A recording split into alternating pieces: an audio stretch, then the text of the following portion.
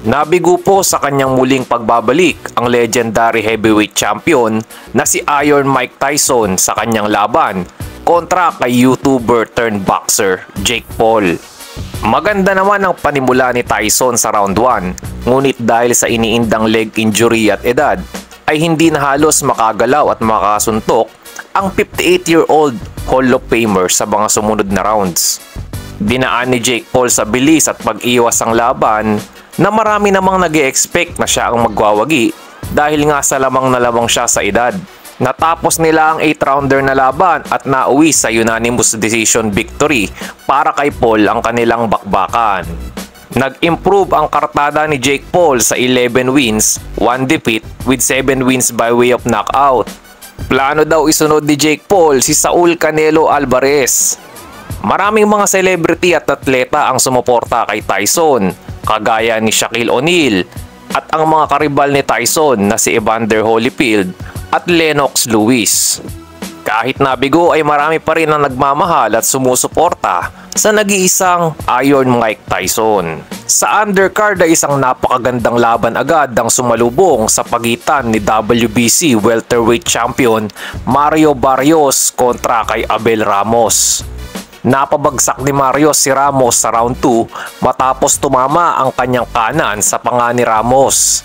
Nabaliktad naman ni Ramos ang laban matapos niyang makabawi at ma-knockdown ng champion sa round 6. Hindi naubusan ng may init na aksyon ng labang siguradong masasama bilang candidate sa Fight of the Year. Nauwi sa split draw ang desisyon ng mga hurado at pareho namang sumang-ayon ng dalawa na magkaroon ulit ng rematch. Si Barrios po mga idol ang isa sa tinatarget na labanan ng ating pambansang kamao, Manny Pacman Pacquiao. Sa ibang balita mga idol ay magbabalik aksyon na raw sa susunod na taon ang former WBA super lightweight champion na si Isaac Pitbull Cruz ng Mexico. Makakalaban ni Pitbull si Angel Fierro sa February 1 sa Las Vegas, Nevada. Si Pitbull na hawak ng MP Promotions ay natalo sa kanyang huling laban kontra kay Jose Valenzuela. Nagpahayag naman ng title challenger at Australianong si Sam Goodman na magkakaroon daw ng isang malaking upset sa bisperas ng Pasko. Hindi raw ito natatakot na dumayo sa teritoryo ni Japanese monster na Oya Inoue.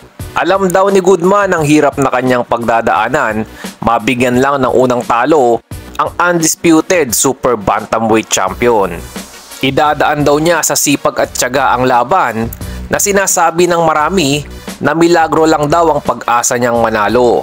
Ang matalo at magawa ang imposible ang magiging pinakamalaking regalo daw ngayong Pasko ni Sam Goodman.